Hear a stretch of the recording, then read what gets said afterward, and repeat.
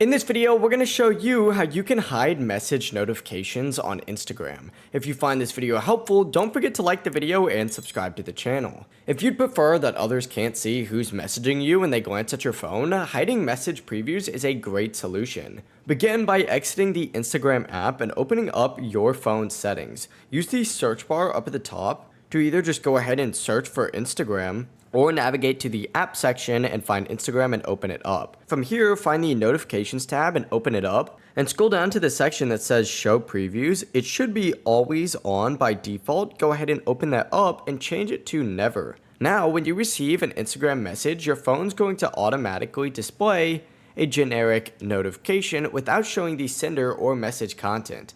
Just keep in mind this setting applies to all Instagram notifications, not just messages. But yeah, it really is as easy as that. If you have any questions, let us know down in the comments below, and remember to like and subscribe.